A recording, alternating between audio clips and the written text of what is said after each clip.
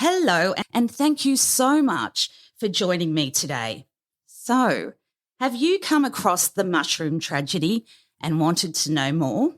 Well, this is the place about a case that has fascinated the world. The tale of a fatal family lunch of beef Wellington with mushrooms. And yes, I do know Miss Patterson from a Facebook true crime group. From 2018 to 2020, we were discussing the case of convicted baby murderer Kelly Lane.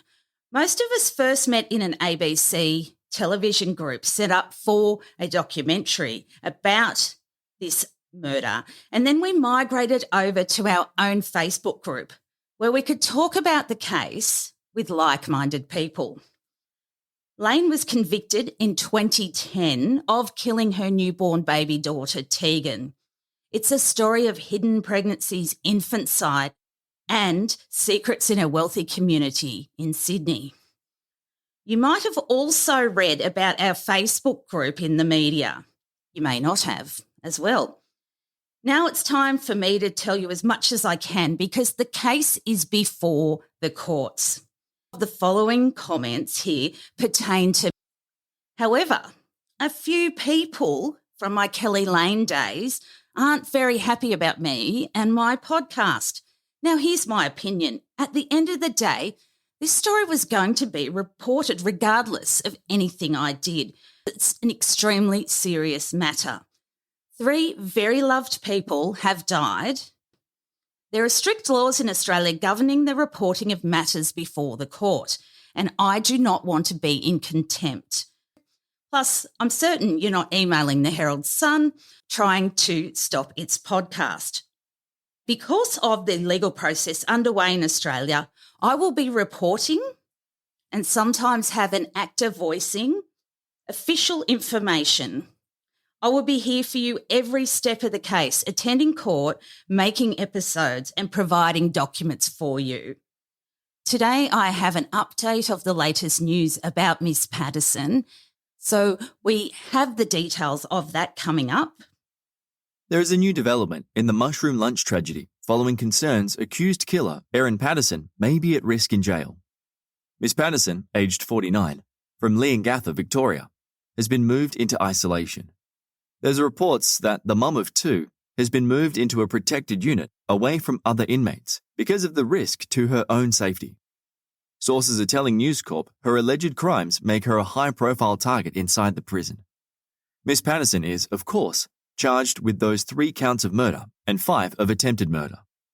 These charges relate to the lunch that she hosted in late July, where 3 people died and 1 fell critically ill because of suspected mushroom poisoning. We are not suggesting Miss Patterson deliberately poisoned her relatives. Moreover, she's been held in the Dame Phyllis Frost Centre since November, when she was charged. And we now understand that she's been detained in a self-contained unit for her safety. According to 7 News, she might now have access to her own kitchen, to cook meals, and even access activities. In another update, the police brief that has been prepared over the last 20 weeks is in its final stages and will be served on Monday. Earlier this month, Australian Federal Police Commissioner Reece Kershaw told Senate estimates the following. We also regularly provide our unique capabilities to state and territory police.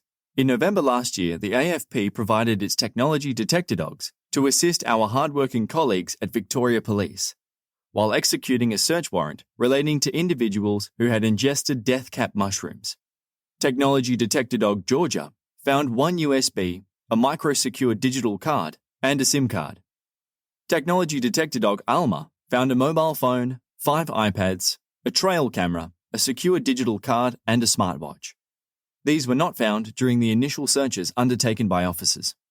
I also have the heart-wrenching statement from the survivor, Ian Wilkinson, when he returned to work after his recent loss.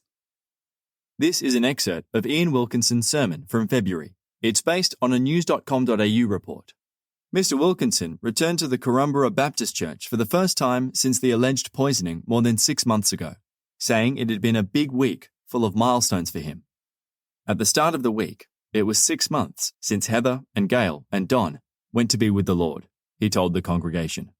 Friday was my birthday, and yesterday was our 45th wedding anniversary. So it's been a pretty big week, but I am grateful for all that God has done through me. Let me encourage you to keep on going, Mr. Wilkinson said. The way is sometimes hard, but God is good. He is with us. He promised never to leave or forsake us, and I can say that is true. As I said, I'm using actors here, but thank you so much for joining me today. You can have a look at my website. Plus, I'm on Instagram at Erin_pod. Plus, you can find me, just search the podcast.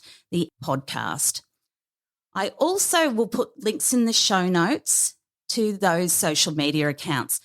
Plus, you can ask me a question through my website. And if you were feeling like rewarding me for this podcast, I have a Buy Me a Coffee membership, which allows you to pay $5 and I get a coffee. And I would love that because this is going to be a long and involved process. But we need to remember at the heart of this, 3 people have died and 1 person was fighting for his life. So we need to keep that in mind. But I'm recording now on Sunday in Australia. Tomorrow will be interesting and we may get to see some of the police brief. Thank you so much for listening today. Follow the podcast on Apple, Spotify, and all other platforms. Plus, go to the link in the show notes to sign up to our email list. That way, you will always know when there's a new episode.